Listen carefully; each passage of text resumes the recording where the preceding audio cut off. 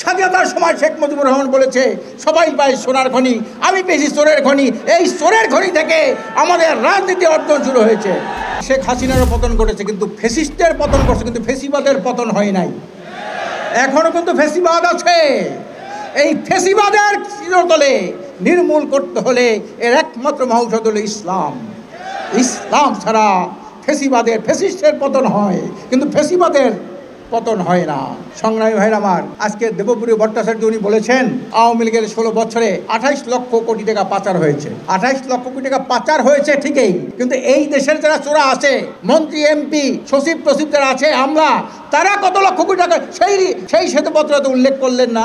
যখন দেশটা দুর্নীতিতে 5 বার বিশ্ব চ্যাম্পিয়ন হইল, ওই সময় কত টাকা চুরি হয়েছে, কত টাকা পাচার হয়েছে, এ কথা তো দেবপ্রিয় ভট্টাচার্য আপনি বললেন না।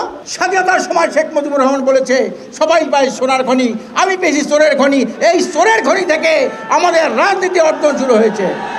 এই চোরের খনির কথা তো আপনি বললেন না।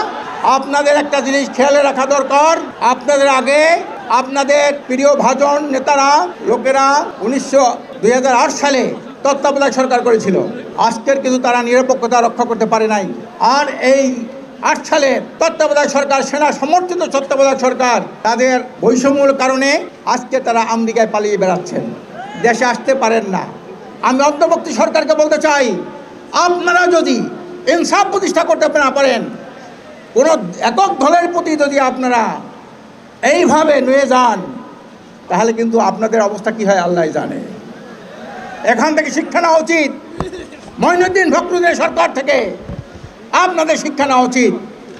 আজকের কেউ সরকারের ছত্রছায়ায় এদেশে ধর্ম নিরপেক্ষতা আমদানি করতে চায়। লজ্জা যে ধর্ম নিরপেক্ষতার নামে ভারত মুসলমানদেরকে অকাতরে হত্যা করেছে, মসজিদ ভেঙে মন্দির করেছে। আজকের সেই ধর্মনিরপেক্ষতাবাদ আপনি বাংলাদেশে চালু করবেন, আর এই দেশের মানুষ তো মেনে নেবে, এটা কঠিন কালো হবে না। আমি ছাত্র ভাইদেরকে বলতে চাই, আজকে অতন্ত্র ভূমিকা পালন করতে হবে। দেশের অবস্থা অত্যন্ত কঠিন, জটিল।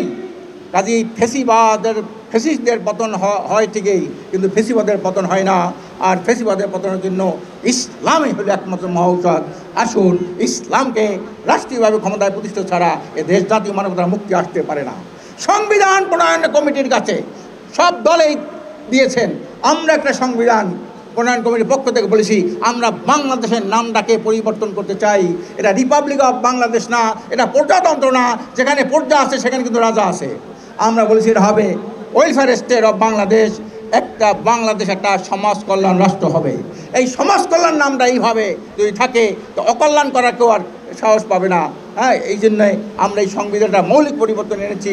আমরা পরিষ্কার বলেছি, আল্লাহর উপর পূর্ণ আস্থা বিশ্বাস, এটা 1 নম্বরে আমাদের থাকতে হবে। মূলনীতির মধ্যে সৎ কাজে আদেশ, অসৎ কাজে নিষেধ থাকতে হবে।